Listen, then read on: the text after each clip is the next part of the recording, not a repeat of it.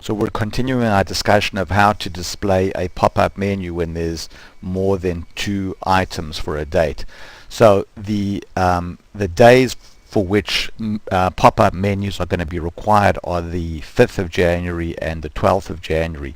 So this object is going to have an entry, menu items. There's going to be an entry for the 5th of January and another entry for the 12th of January. So this is just being stored inside the calendar object, this array, but the inner HTML is going to have in it a span that has an onMouseOver which calls the show event list and passes in date string, which is the key,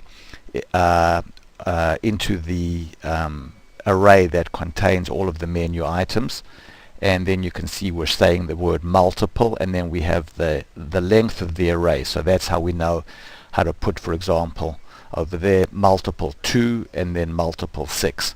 So when we put our mouse over the word multiple here, we're calling the show event list function, which we'll discuss next. So this is the HTML that gets put into the le.innerHTML. So now let's talk about this show event list function, which gets called every time I put my mouse over the word multiple. So now scrolling down here, I can see that we have show event list, and if you look at this function over here, you can see that what we did when we constructed show event list, we passed in this and then also the date string, which was the key, into the JSON, into the saved menu items.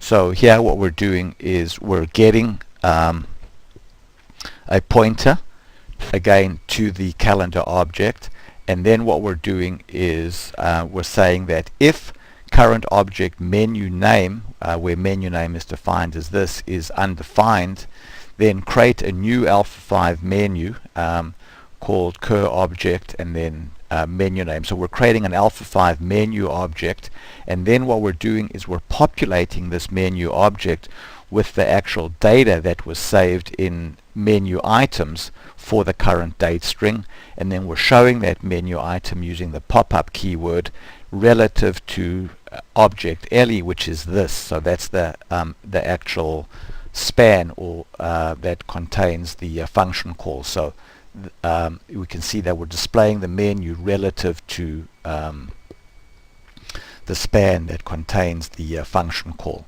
So this show events list function is how we displayed multiple events. So now that we've discussed these techniques here, you now know how to draw items onto the calendar as the calendar is rendered, and you also now know how to display multiple items in a pop-up menu.